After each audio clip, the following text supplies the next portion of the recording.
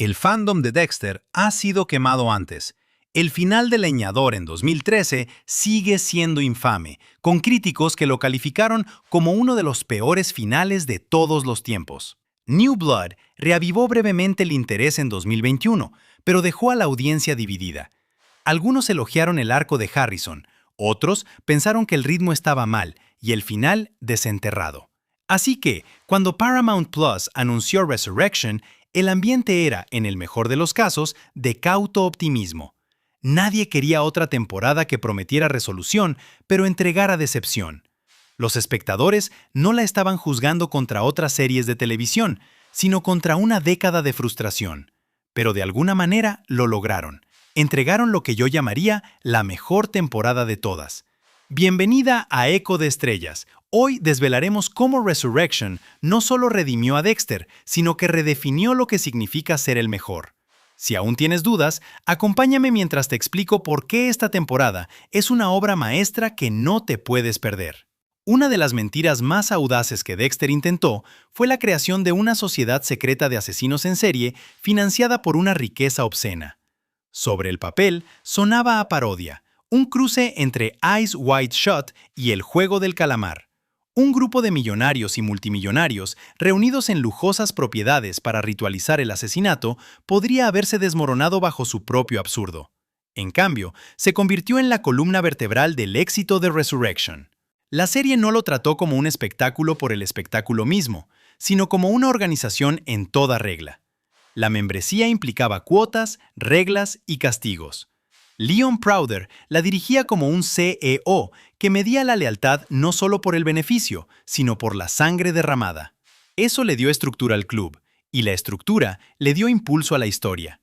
La infiltración de Dexter bajo el alias Red convirtió cada episodio en una prueba de supervivencia. ¿Podría ascender en las filas sin ser descubierto?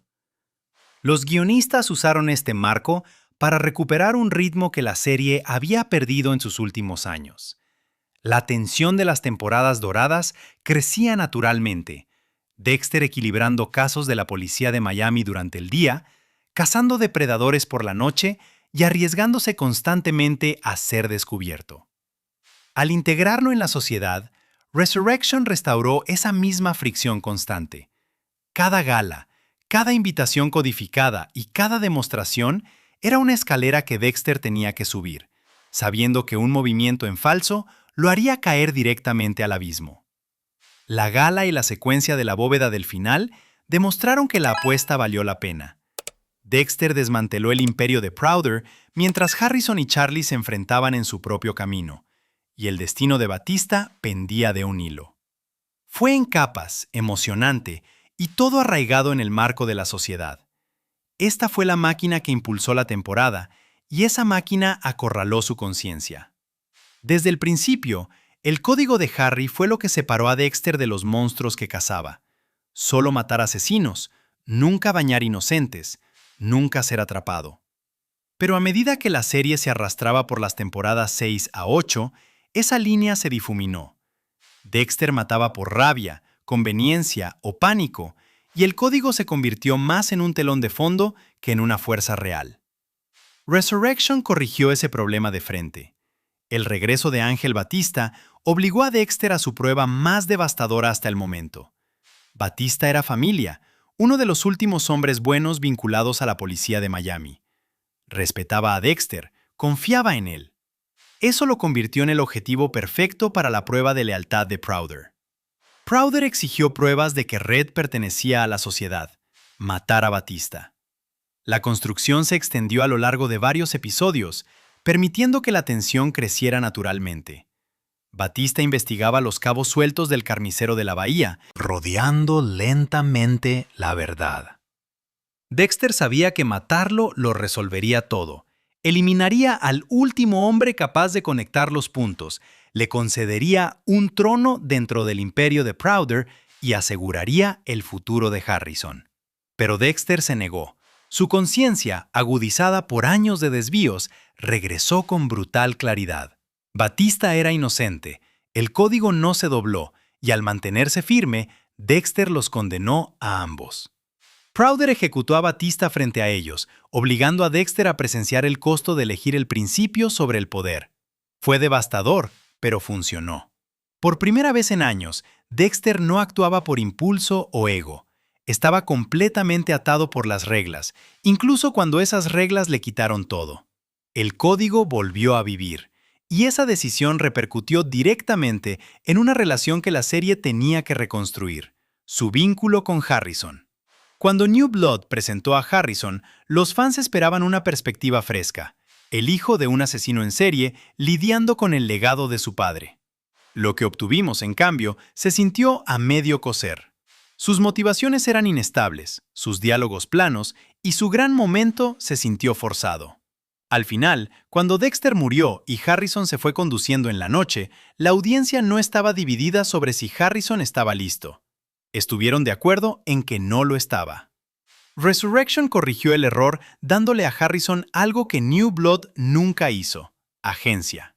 Desde los primeros episodios, Harrison actuó con intención. Estaba forjando su propio camino, a menudo en desacuerdo con las reglas de su padre. Su acto más impactante, el asesinato vigilante de un violador, mostró exactamente eso.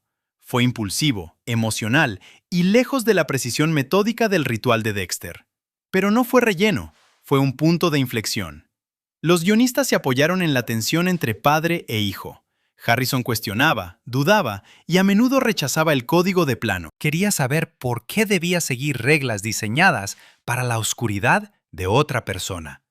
Dexter intentó guiarlo, pero cada lección se convirtió en un debate.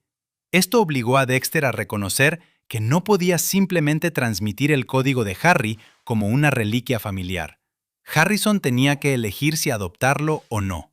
Eso le dio a su dinámica una profundidad real. Sus discusiones eran batallas filosóficas sobre moralidad, identidad y supervivencia. Y cuando Harrison finalmente cruzó esa línea en un acto de justicia vigilante, el espejo fue claro. Era como Dexter, pero no igual. La violencia de Harrison era cruda y sin refinar. Estaba impulsada por la ira, no por el ritual. Esa distinción importaba porque abría un nuevo camino temático. ¿Qué sucede cuando la oscuridad heredada no viene con disciplina heredada? Al final de la temporada, Harrison era el motor emocional. Dexter volvió a ser más que un depredador. Era un padre, desesperado por no ver a su hijo repetir sus propios errores. Y ese peso hizo que cada amenaza externa fuera más peligrosa, porque lo que estaba en juego era más que la supervivencia de Dexter, era el futuro de Harrison. Y ese futuro fue puesto a prueba de la manera más brutal por los villanos que los rodeaban a ambos. Dexter siempre ha vivido y muerto por sus antagonistas. El asesino del camión de hielo reflejó el yo secreto de Dexter. Trinity lo obligó a enfrentar la vida familiar. Cuando la serie flaqueó en temporadas posteriores, a menudo fue porque los villanos carecían de mordida. El dúo del juicio final de la temporada 6 fue hueco. El cirujano cerebral de la temporada 8 se desvaneció después de un comienzo prometedor. Resurrection evitó esa trampa, dándonos no un gran villano, sino una galería de asesinos. Cada uno diseñado para presionar un nervio diferente. Leon Prouder, interpretado con fría calculación por Peter Dinklage, fue el centro.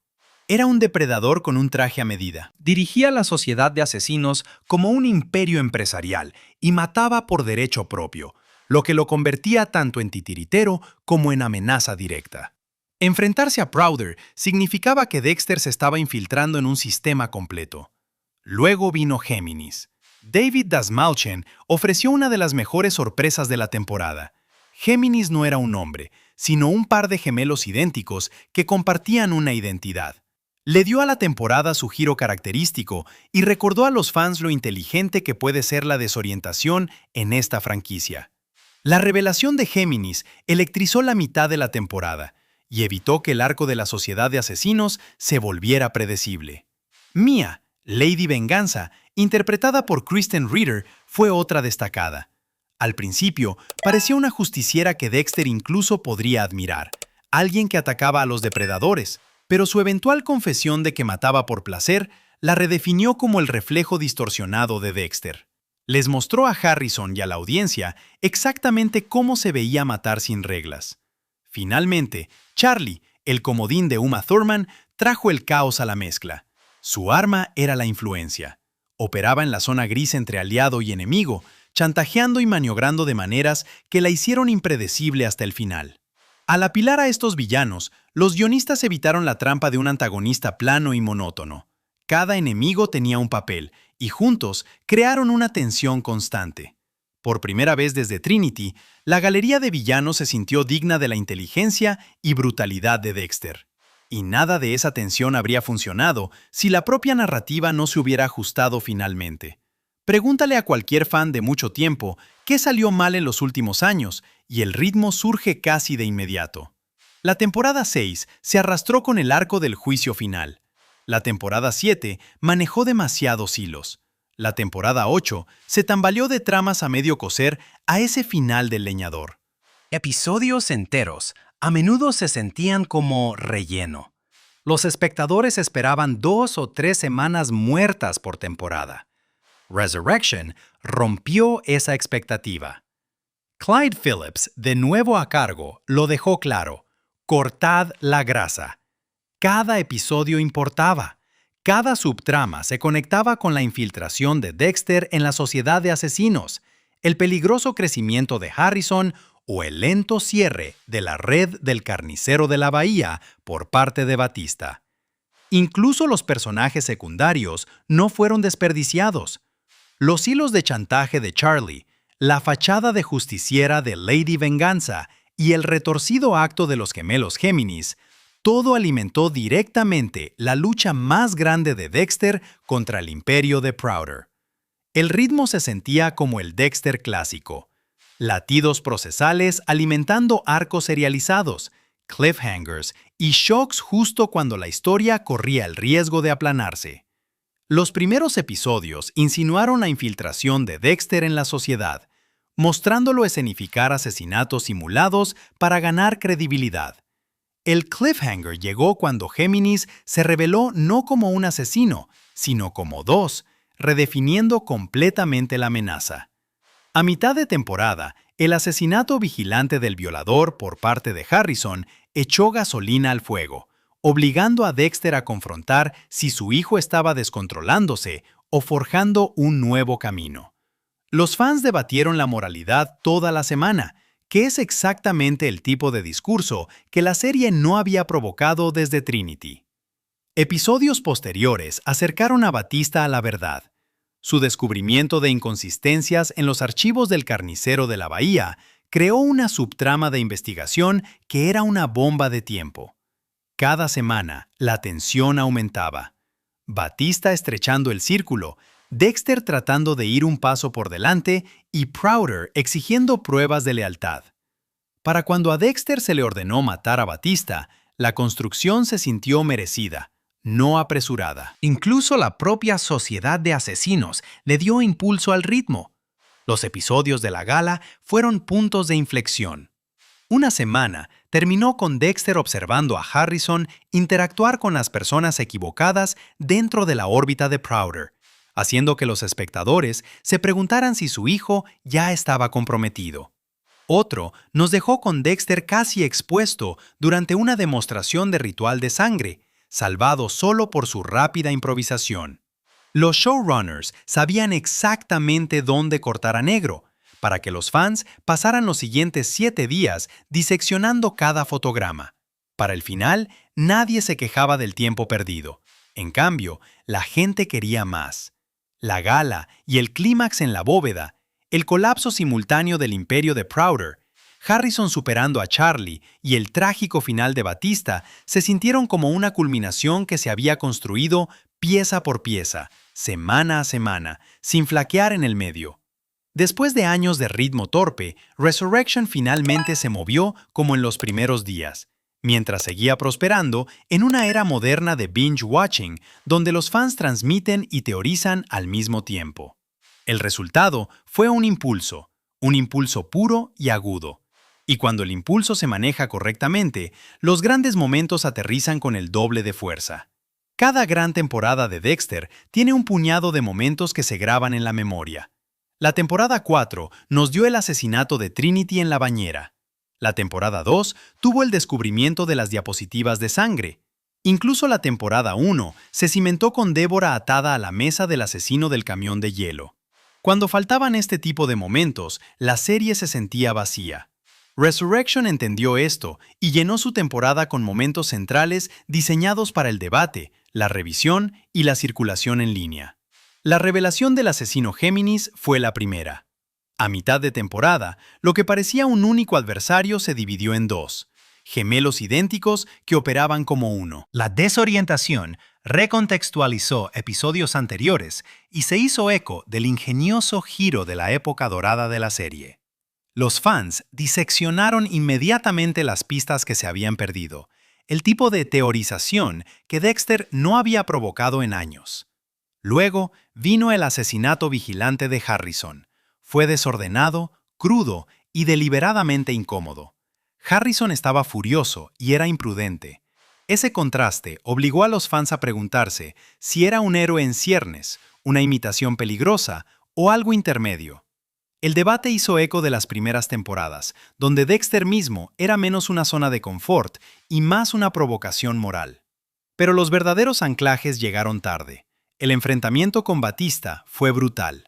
No solo por la pérdida de un personaje querido, sino por lo que representaba. Dexter, negándose a matar a Angel, incluso cuando todo pendía de un hilo, reinició su brújula moral de la manera más dolorosa posible. La escena dejó a los fans destrozados, pero también tranquilos de que el código había sido restaurado. Luego, el final lo selló. La secuencia de la gala y la bóveda, con Dexter exponiendo a Prouder, Harrison superando a Charlie y la sociedad de asesinos colapsando en llamas, se sintió como un crescendo merecido. Cada hilo convergió sin sentirse forzado. Los grandes momentos importan porque convierten una buena narración en televisión de legado. Resurrection no solo proporcionó unos pocos, entregó un ritmo constante, demostrando que Dexter aún podía dominar la conversación cultural. Y sin embargo, los finales son complicados. El final tenía que preparar el futuro, sin socavar lo que vino antes. Los finales de Dexter tienen un historial de tropezar. La temporada 4 conmocionó al mundo, pero dejó a los fans devastados. La temporada 6 se apoyó en un cliffhanger barato. La temporada 8 destruyó infamemente la buena voluntad con el exilio del leñador. Incluso New Blood dividió a la audiencia con un final que se sintió apresurado. Resurrection finalmente encontró ese equilibrio. La trama de Prouder se cerró limpiamente. Dexter desmanteló la sociedad de asesinos, recuperó su identidad y se reorientó alrededor del código de Harry. Harrison sobrevivió a la temporada, no como un reemplazo, sino como un personaje forjado por derecho propio. Eso le dio a la audiencia un cierre. Pero el cierre no era suficiente. Los guionistas sabían que una serie serializada necesita un próximo capítulo. Ahí es donde entraron las migas de pan del Destripador de Nueva York. Dispersas a lo largo de la temporada, archivos ocultos en la bóveda de Prouder, ominosas marcas en las alcantarillas, sutiles pistas en las tarjetas de título. Este misterio secundario se construyó silenciosamente en segundo plano. Nunca distrajo del arco de la sociedad, pero se mantuvo lo suficiente como para que los fans observadores lo reconstruyeran. Para el final, cuando la tarjeta de presentación del Destripador cerró la última toma, la puerta a la temporada 2 ya estaba abierta. El equilibrio funcionó porque nada se sintió barato. Las pistas del Destripador no secuestraron el final, lo enriquecieron. El arco de Prouder tuvo una conclusión limpia, dándole a la temporada su propia identidad, mientras que la configuración del Destripador garantizó el impulso para lo que viene. Después de años de finales que socavaron todo, Resurrection nos dio uno que se sintió completo, pero vivo. La batalla se ganó, pero la guerra no había terminado. Y a medida que la historia mira hacia adelante, nunca olvidó mirar hacia atrás, porque las referencias estaban por todas partes. La nostalgia es una herramienta peligrosa. Si se abusa de ella, se siente como un servicio a los fans. Si se ignora, parece vergüenza. Resurrection acertó, trayendo el pasado de maneras que profundizan la historia en lugar de distraer de ella. La referencia más obvia fue el propio Harry. El regreso de James Remar como la brújula moral de Dexter restableció el código como una presencia viva en la mente de Dexter, recordando a los fans que éste seguía siendo el mismo hombre que una vez susurraba secretos que solo el fantasma de su padre podía escuchar. El ritual también regresó, donde New Blood omitió la precisión de Dexter. Resurrection lo reconstruyó paso a paso. Acecho, emboscada, envoltura de plástico, diapositivas de sangre. Estos eran los anclajes narrativos, prueba visual de que el pasajero oscuro de Dexter no había desaparecido. Cada vez que recogía una diapositiva trofeo, la serie aseguraba a los fans que éste seguía siendo el personaje que recordaban. El marketing se unió. La frase «sorpresa» vinculó los titulares promocionales. Dentro de los episodios se colaron guiños sutiles, líneas de diálogo que reflejaban la narración de la temporada 1, ecos visuales de antiguas salas de asesinato e incluso un monólogo final que transformó el infame exilio del leñador en algo desafiante en lugar de vergonzoso. Estas referencias funcionaron porque respetaban la memoria de la audiencia. Eran confirmaciones de que Resurrection no se avergonzaba de su ADN. Estaba reclamando su identidad. Y enterrado dentro de esas referencias había un cambio de enfoque, porque la más significativa no apuntaba en absoluto a Dexter, sino a Harrison. Si Resurrection demostró algo, fue que Harrison finalmente importaba. No como un compañero, no como un experimento torpe de traspaso de antorcha, sino como un verdadero motor del futuro de la franquicia. Su arco trataba de mostrar qué sucede cuando el legado del código choca con una nueva generación. Desde el principio, Harrison se resistió al sistema de su padre. No quería ser gobernado por reglas inventadas para las compulsiones de otra persona.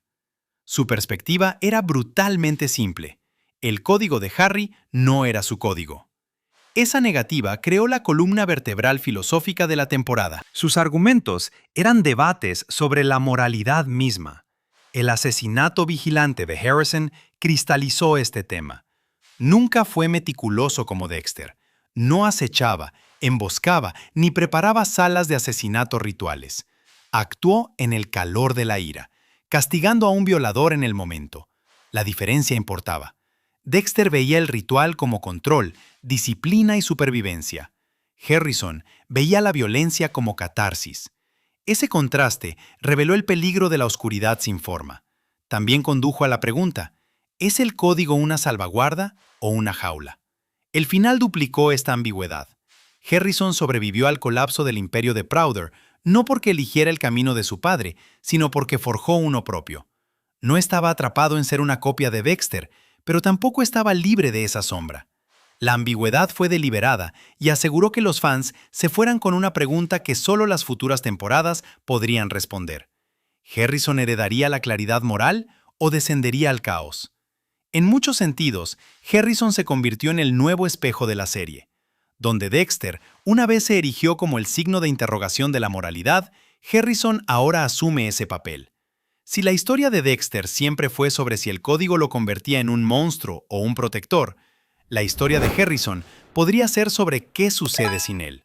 Y esa incertidumbre es exactamente lo que mantiene viva esta franquicia, porque los fans no han terminado de verla. Están esperando para ver dónde aterriza Harrison. Si disfrutaste este análisis, asegúrate de suscribirte al canal y activar las notificaciones para no perderte nuestros próximos videos.